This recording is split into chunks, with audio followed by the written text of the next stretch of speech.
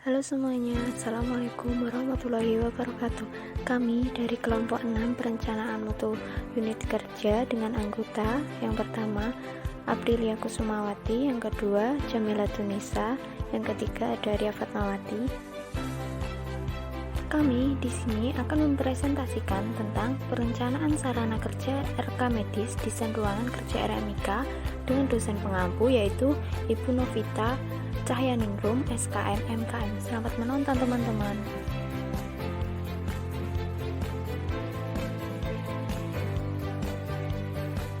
Yang pertama ada sarana rekam medis. Apa sih sarana rekam medis itu? Sarana rekam medis adalah segala sesuatu yang dipakai sebagai alat untuk mencapai makna dan tujuan dalam rekam medis agar bisa membantu terlaksananya kegiatan dalam rekam medis. Sebagai contohnya, ada sarana pelayanan rekam medis dan informasi kesehatan diartikan sebagai alat untuk mencapai tujuan pelayanan, misalkan alat tulis kantor, komputer, mesin cetak, tracer atau outguit, dan kartu indeks utama pasien. Selanjutnya ada fungsi sarana rekam medis.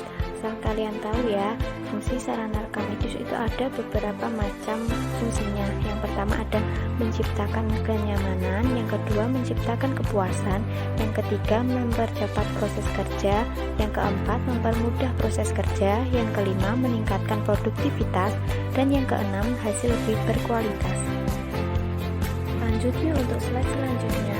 Slide selanjutnya ada tujuan sarana rekam medis. Apa sih tujuan sarana rekam medis itu? Tujuan sarana dalam rekam medis adalah untuk menunjang pelaksanaan rekam medis, yaitu yang pertama ada terselenggaranya sistem penerimaan pasien, pencatatan, pengolahan data, penyimpanan, dan pengambilan kembali rekam medis dan pelaporan. Yang kedua, terselenggaranya sistem analis pada berkas rekam medis untuk semua kegiatan pelayanan kesehatan. Tiga, menciptakan keamanan setiap arsip atau berkas rekam medis. Yang keempat nih, ada meningkatkan kinerja. Jenis-jenis sarana rekam medis dan fungsinya. Yang pertama, alat penyimpanan dan penjajaran. Alat yang berfungsi untuk mempermudah proses penyimpanan berkas rekam medis dan mengatur penyatuan atau pemisahan berkas rekam medis, seperti rak terbuka atau open safe file unit, lemari 5 laci atau 5 drawer file cabinet, lemari arsip atau filing cabinet, rak statis dan dinamis roll effect, dan lemari arsip standar 2, 4, 5, dan 6 laci.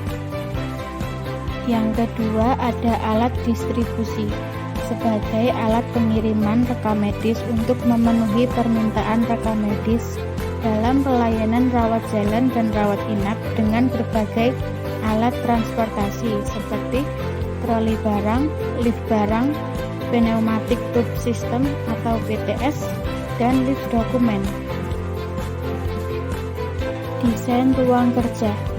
Desain ruang kerja rekam medis adalah desain atau gambaran yang akan digunakan untuk membuat ruang kerja untuk tempat pelaksanaan rekam medis yang dibuat dengan memperhitungkan aspek fungsi, estetika, dan berbagai macam aspek lainnya dengan sumber data yang didapatkan dari riset, pemikiran, maupun dari desain yang sudah ada sebelumnya.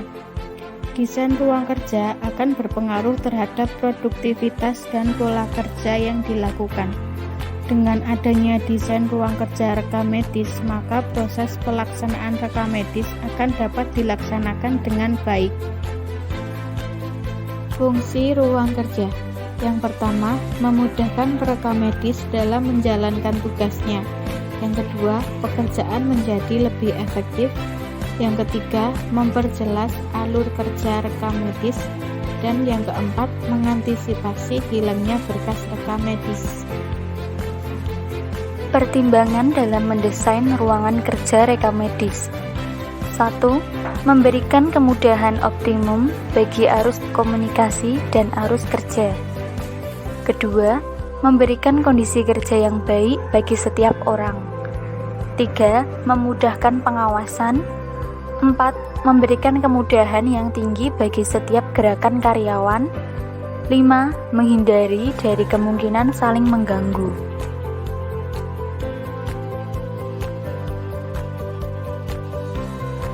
Macam-macam ruang kerja rekam medis. 1. Ruang pendaftaran. 2. Ruang pengolahan data. 3.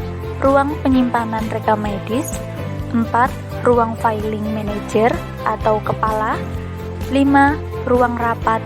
Dan yang keenam, ruang tamu. Kebutuhan ruangan rekam medis.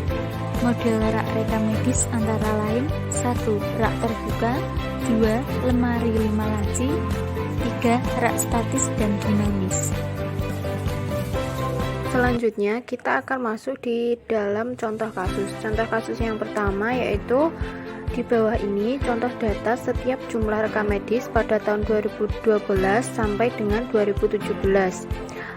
Tahun 2017 dengan jumlah 16.400, tahun 2013 dengan jumlah 16.650, 2014 dengan jumlah 17.200, 2015 dengan jumlah 17.900, 2016 dengan jumlah 16.500, dan 2017 dengan jumlah 9.100.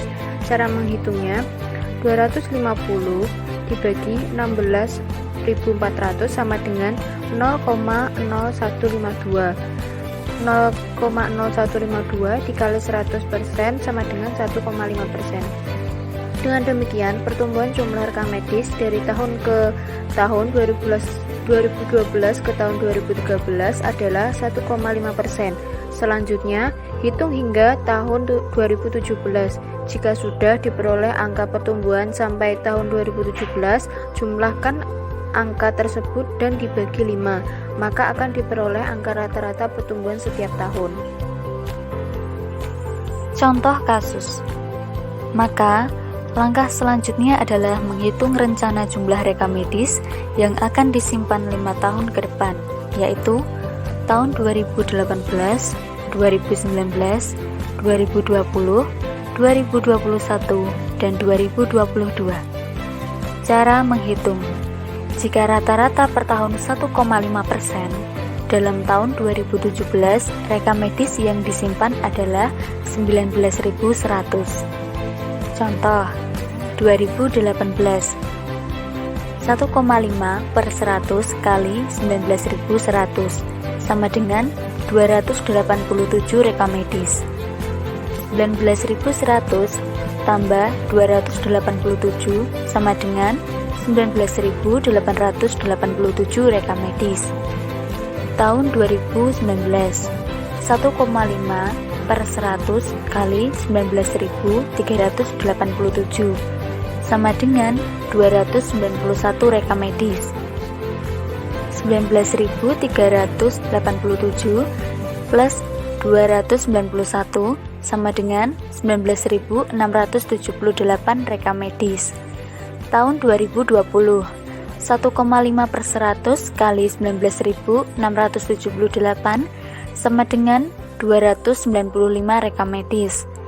19.678 plus 295 sama dengan 19.973 rekam medis. Tahun 2021, 1,5 per 100 kali 19.973 sama dengan 300 rekam medis. 19.973 plus 300 sama dengan 20.273 rekam medis. Dan yang terakhir, tahun 2022. 1,5 per 100 kali 20.273 sama dengan 304 rekam medis. 20.273 plus 304 sama dengan 20.577 rekam medis. Setelah menghitung daya tampung setiap rak, maka dapat dihitung kebutuhan jumlah rak rekam medis. Diketahui ukuran rak, panjang rak 2 meter sama dengan 200 cm atau 0,8 meter. Jumlah tiap subrak sama dengan 250 rekam medis. Jumlah satu rak sama dengan 1250 rekam medis. Cara menghitung jumlah rekam medis yang akan disimpan 5 tahun mendatang pada tahun 2023 adalah 20.580 rekam medis.